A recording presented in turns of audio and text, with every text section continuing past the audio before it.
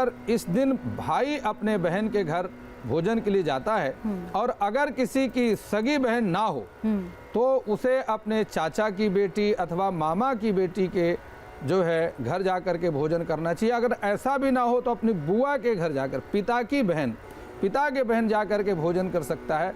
और अगर ऐसी बहन है जो बहन तो है लेकिन उसकी शादी नहीं हुई है तो किसके घर जाएगा?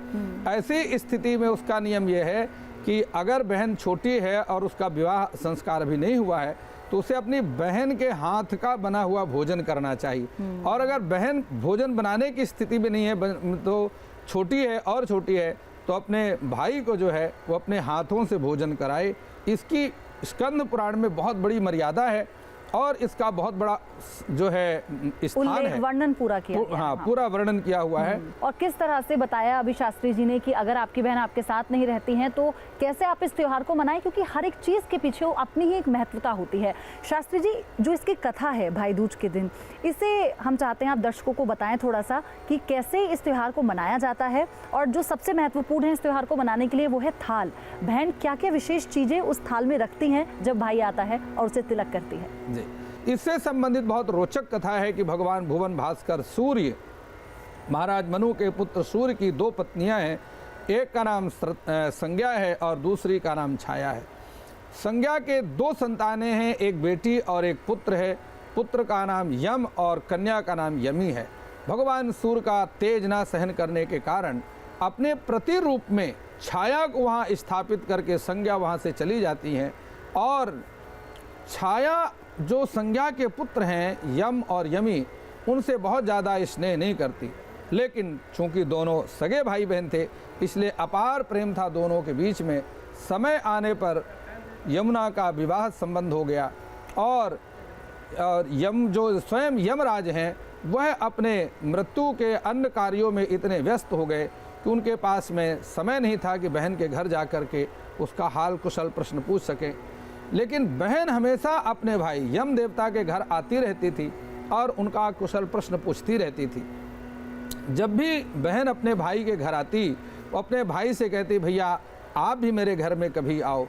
एक बार यम देवता ने मन में विचार किया कि आज मैं अपनी बहन के घर जाता हूँ, और बिना बताए हुए अचानक अपनी बहन के घर जा पहुँची। जैसे बहन ने भाई को देखा अत्यंत प्रसन्न हुई, अनेकों व्यंजन बना करके उन्हें भोजन कराया और यम देवता के कल्याण के लिए उनको तिलक लगा करके और भगवान से प्रार्थना की, भगवान से मंगल कामना की। कहते हैं यमराज ने प्रसन्न होकर के अपनी बहन यमुना से कहा कि बहन तुमने इतना मेरे साथ स्नेह किया है, इतना मुझे आशीर्वाद दिया है, अब तुम्हारे मन में जो भी इच्छा हो वरदान मांग लो।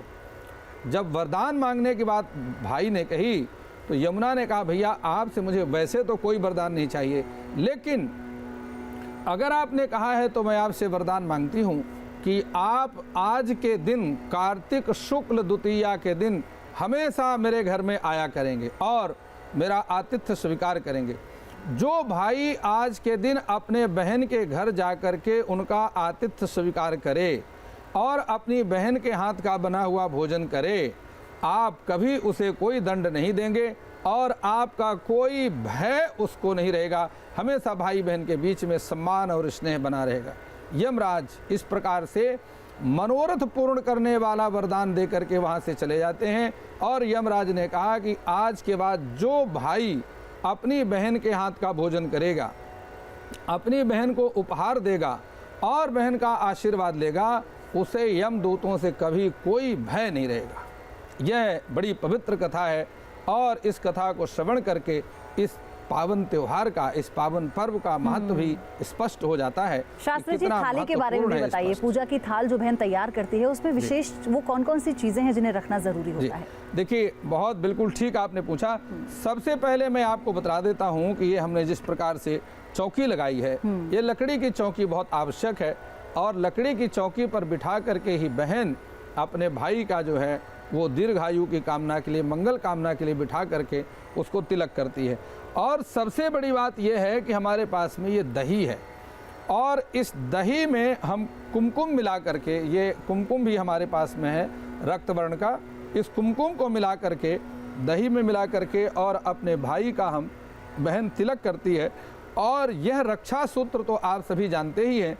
इस रक्षा सूत्र का अत्यंत महत्व है। अपने भाई की समृद्धि के लिए हम ये अक्षत जो है कुमकुम के ऊपर, तिलक के ऊपर लगाते हैं, जिससे भाई समृद्धिवान बना रहे, धन ऐश्वर्य से संपन्न बना रहे।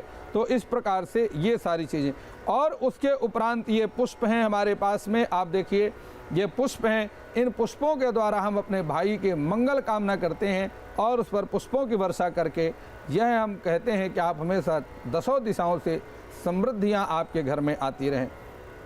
सबसे बड़ी बात यह है, आपको बता दूं कि यह हमारे पास में तिल का तेल है। इस तिल के तेल का अत्यंत महत्वपूर्ण स्थान है। आपको यह बड़ा स्पष्ट कर दूं कि यद्यपि कार्तिक के महीने में तेल की मालिश करना सर्वथा निषिद्ध है, पूरे कार्तिक के महीने में तेल की मालिश बिल्कुल नहीं करना चाहिए, लेकिन नरक चतुर्दशी और भाई दूज के दिन इसमें दोष नहीं होता है। तिल के तेल में लक्ष्मी का वास होता है और इसका तिल के तेल का दीपक जलाने से घर का पितृदोष भी नष्ट हो जाता है, दूर हो जाता है, पितृदोष से भी छुटकारा मिल जाता है। इसलिए हमने यहाँ पर तेल के तिल का अखंड दीप जो है जलाया है और दसों दिशाओं के कल्याण के लिए 4 मुख का दिया यहाँ जलाया हुआ है। तो ये सारी बड़ी महत्वपूर्ण बातें हैं। सबसे महत्वपूर्ण इसमें है कि वह महामृत्युंजय मंत्र जो मैंने इस न्यूज नेशन के माध्यम से दर्शकों को बतलाया है, ये 52 अक्षर का मंत्र है। इसमें स्वयं भगवान शिव और पार्वती की संपूर्ण शक्तियाँ समाहित रहती हैं।